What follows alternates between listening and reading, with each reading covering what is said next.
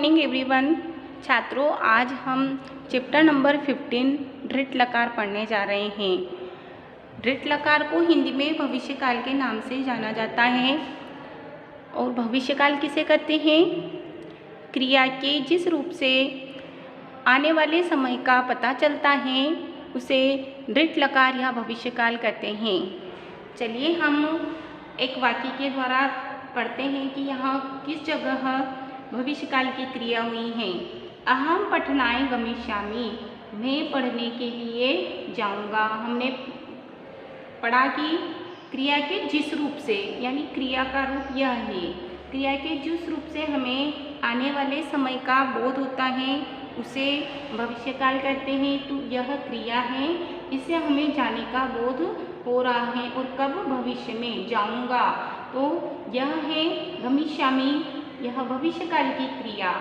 और इसमें लगा है उत्तम पुरुष एक वचन। जब हम कर्ता यदि हम जिस पुरुष और जिस वचन का लेते हैं, क्रियापद भी हमें उसी वचन और उसी पुरुष का लेना होता है। यहाँ अहम शब्द उत्तम पुरुष एक वचन का है, तो हमने क्रियापद भी उत्तम पुरुष एक वचन का ही लिया है। उत्तम पुरुष किसे कहते हैं? यानी वक्ता स्वयं जो होता है वह उत्तम पुरुष का कहलाता है।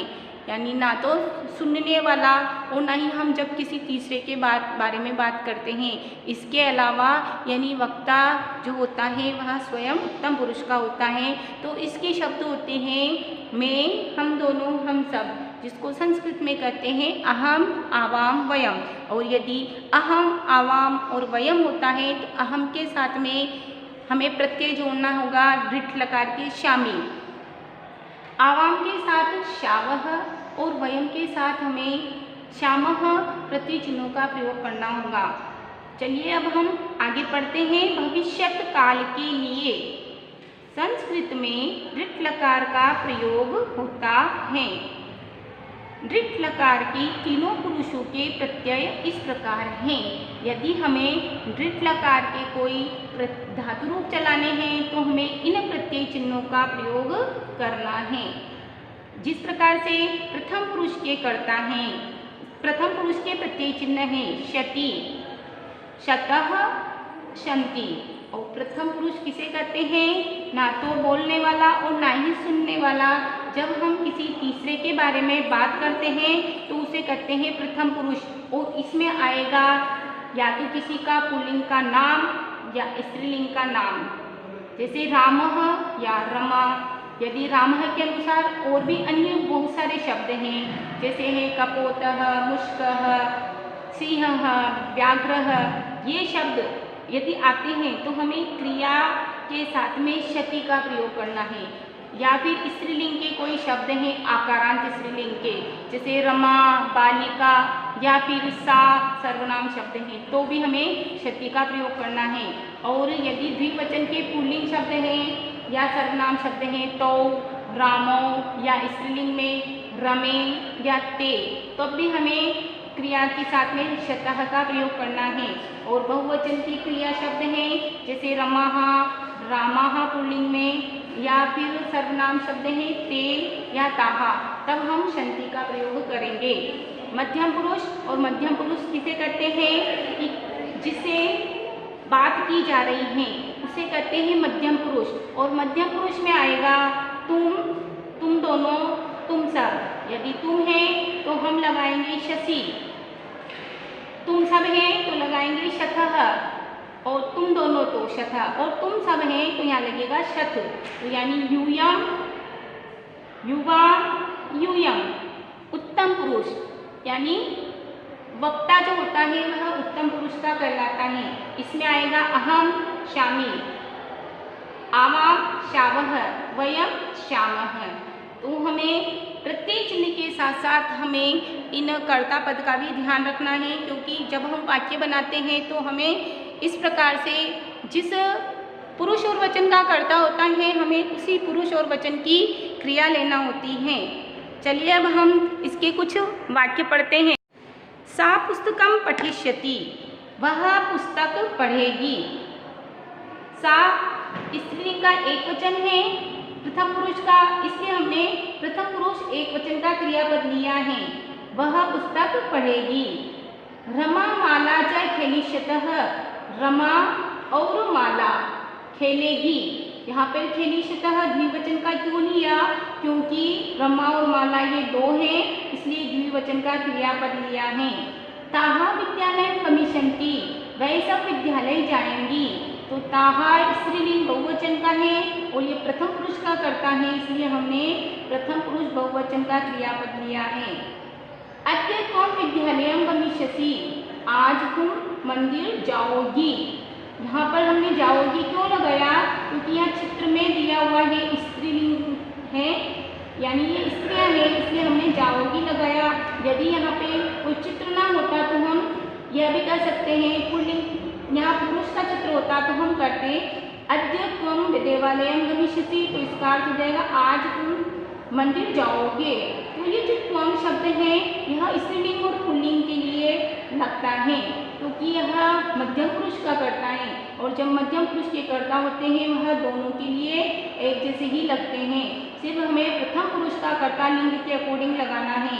यहाँ पर सा था इसलिए हमने वह पुस्तक पढ़ेगी ऐसा ही बोला। यदि सह होता तो हम बोलते सह पुस्तकम पठिष्यति, वह पुस्तक पढ़ेगा।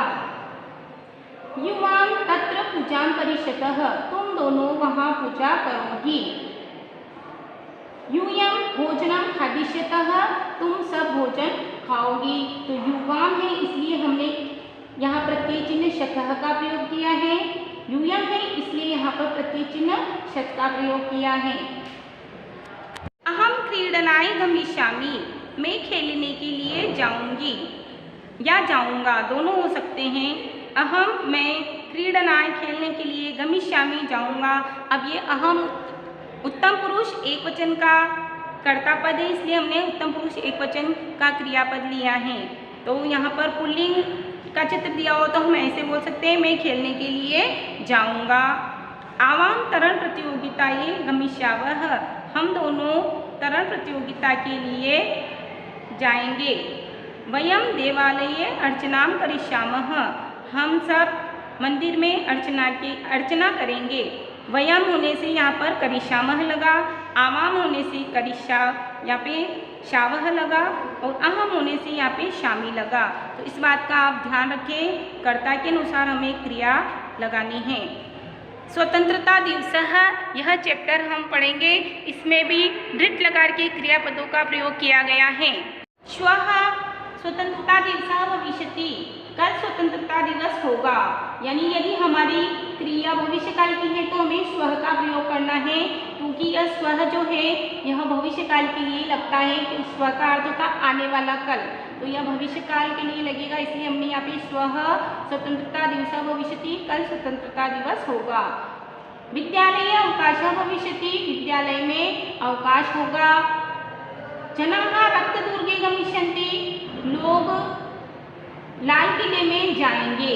रक्तदुर्ग अर्थात किला होता है, लाल किला, रक्त में लाल होता है, दुर्गे ने किले में, लाल किले में गमिष्यन्ति जाएंगे। तत्र गणमान्याः जनाः अपि आगमिष्यन्ति, वहाँ गणमान्य लोग भी आएंगे। प्रधानमंत्री महोदयः ध्वजारोहणं करिष्यति, प्रधानमंत्री महोदय ध्वजारोहण करेगा। सः जनान् देशस्य प्रगति विषये वदिष्यति, वह लोगों को देश की उन्नति के विषय में बताएंगे या बोलेंगे या कहेंगे। अहमपि मित्रे सह गमिष्यामि, मैं भी मित्रों के साथ जाऊंगा। कदाचित वर्षा भविष्यति, कभी वर्षा होगी। यूयमपि गमिष्यत्, तुम सब भी जाओगे। पश्चात वयं भ्रमणाय गमिष्यामः, बाद में हम सब घूमने के लिए जाएंगे। तो यहाँ दृढ़ लकार के क्रियापदों का प्रयोग किया गया है। भविष्यति, भविष्यति, गमिष्यन्ति, आगमिष्यन्ति, करिष्यन्ति, वदिष्यति, भविष्यति, गमिष्यत्, गमिष्यामः। किंतु यहाँ कर्ता के अनुसार क्रियापद प्रयुक्त हुआ है। वयम होने से यहाँ पर श्यामः लगा है। यहाँ पर एक वचन का होने प्रथम पुरुष एक वचन का होने से यहाँ पे ती लगाए, शती लगाए। तो यह बात आप आपको याद रखना है और इस प्रकार से नियमों का पालन करते हुए आपको वाक्य निर्माण भी करना आना चाहिए। इसी के लिए यह आपको लकार पढ़ाया गया है कि जब भी आपको हिंदी से संस्कृत में वाक्य बनाने के लिए दिया जाए तो आप उसके कर्ता के वचन और पुरुष के अनुसार आप क्रिया का प्रयोग करें। इस पाठ का अध्ययन करें। धन्यवाद।